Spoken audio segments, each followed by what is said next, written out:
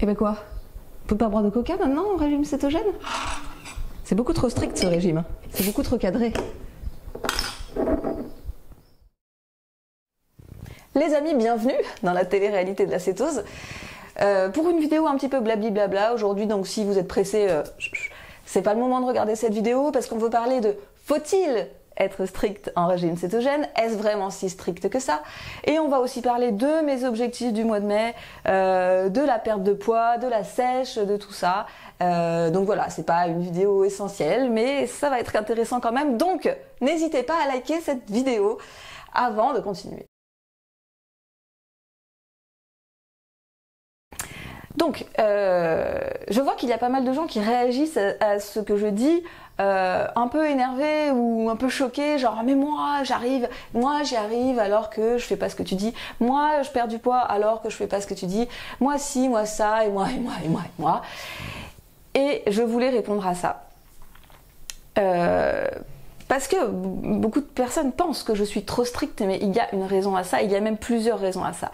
La première, c'est que nous sommes tous différents, je l'ai déjà dit, nous avons tous des métabolismes différents, avec une tolérance aux glucides différente, avec une résistance à l'insuline différente, une sensibilité différente à l'insuline, des intestins poreux ou pas poreux, du candidat ou pas du candidat. En fait, vous avez une histoire, vous avez des problèmes métaboliques qui sont liés à votre histoire, où vous pouvez ne pas en avoir du tout, mais chacun est différent.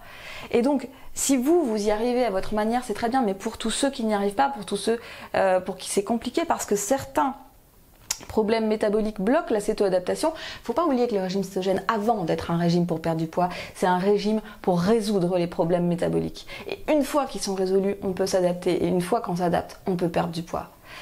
Mais c'est pas une recette miracle pour maigrir. Et donc, il faut qu'il y ait certains prérequis avant que cette adaptation puisse se faire. Et c'est pour ça que je vous invite à être strict, parce que si vous voulez dépasser ces problèmes métaboliques, il faut guérir certaines choses. Et pour guérir ces choses-là, il faut limiter l'inflammation. Et pour limiter l'inflammation, il faut avoir certaines mesures strictes. Deuxièmement, la plupart des choses que je dis dans ces vidéos visent la période de phase d'adaptation. C'est-à-dire que quand je parle de 200 grammes de matière grasse, quand je parle d'être à moins de 15 ou 20 grammes de glucides par jour, quand je parle de se coucher à 10 heures pile, etc., quand je parle de limiter le cardio, quand je parle de calmer certaines activités, je parle de la phase d'adaptation parce que c'est une phase très compliquée pour votre métabolisme. Il galère. Donc, si vous ne l'aidez pas, un tant soit peu, vous allez passer beaucoup de temps dans cette phase d'adaptation. Mais je ne suis pas en train de dire que toute votre vie, vous allez manger 200 grammes de matière grasse par jour. Certainement pas. Je ne le fais plus. Ou alors quand j'ai très faim. Je ne suis pas en train de dire que toute votre vie, vous ne pourrez pas manger autre chose que des légumes verts. Personnellement, je mange des choses que je n'aurais jamais mangées il y a 2 ans.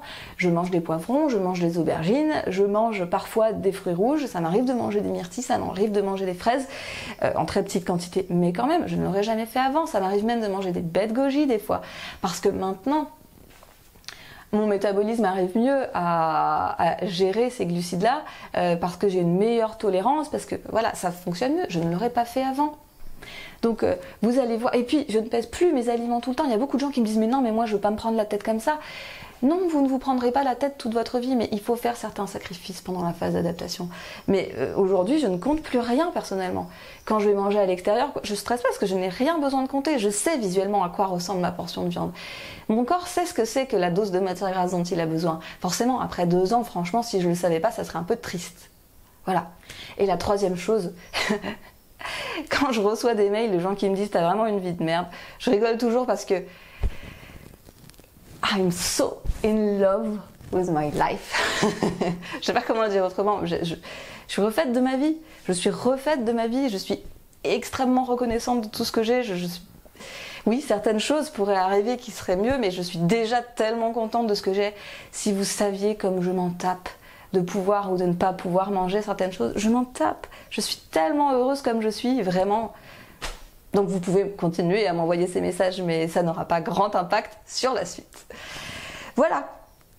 Je voulais aussi donc vous parler de la phase pardon, ce que je m'étais proposé de faire au mois de mai. Vous souvenez peut-être que j'avais fait une vidéo où je me proposais de mettre en place certaines choses pour sécher un peu au mois de mai, puisque comme pas mal de gens, j'aurais bien aimé être un peu plus dessinée. Donc, il se trouve que j'ai un peu séché, oui, entre mi-mai et maintenant. Rien d'extraordinaire, rien de fabuleux, mais moi assez pour que je sois contente et que je le vois. Et je voulais revenir du coup là-dessus et sur comment ça avait fonctionné. Il se trouve que je m'étais proposé de faire du jeûne intermittent, de remplacer une partie du beurre par de l'huile de TMC et de travailler sur ma qualité de sommeil. Et finalement, c'est un scam parce que je n'ai rien fait de tout ça. C'est la honte. Je n'ai absolument rien fait de tout cela. C'est-à-dire qu'au début du mois de mai, j'étais complètement énervée, frustrée et en stress parce que justement je n'y arrivais pas, je ne faisais pas d'intermittent fasting. Et vous me connaissez, hein, quand j'ai faim et que j'ai pas envie de le faire, je ne veux pas stresser mon corps davantage et je ne jeûne pas. Donc je ne l'ai pas fait. Donc je n'ai pas fait ça. Je peux pas remplacer le beurre par l'huile TMC pour tout un tas de raisons. Et mon sommeil était pire que d'habitude. C'est-à-dire qu'au lieu de me coucher à 10h, je me couchais plutôt à 10h30. Voire pire des fois, et que en plus de ça, c'était pas une qualité de sommeil géniale. Donc vraiment la catastrophe, et j'étais très énervée. Et il se trouve qu'autour du 20 mai, mon anniversaire, les choses se sont calmées un peu miraculeusement. Déjà, j'ai commencé à m'installer dans mon nouvel appart, et des trucs qui se sont mis en place, et puis je suis partie en vacances, et puis j'ai fait des activités secrètes qui m'ont permis de me débarrasser d'une bonne partie de mon stress. Et en fait, je suis passée d'un niveau de stress, on va dire 9 à 10, à un niveau de stress à 2-3.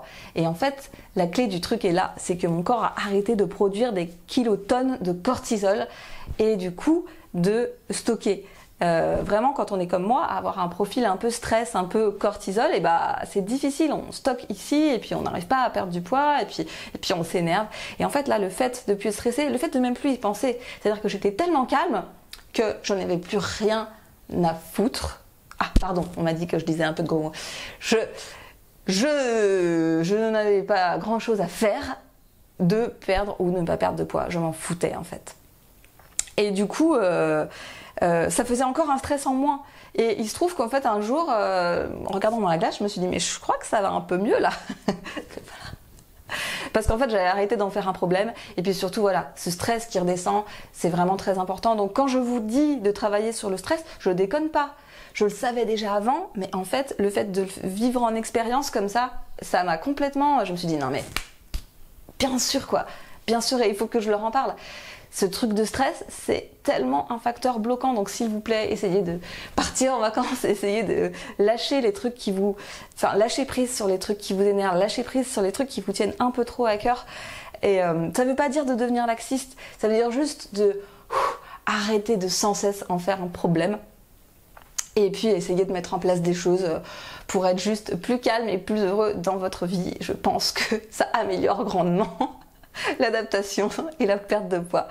Voilà, merci d'avoir suivi cette vidéo. N'hésitez pas à vous abonner à cette chaîne géniale parce que ça fait baisser le cortisol. Et à très bientôt dans la télé-réalité de la cétose.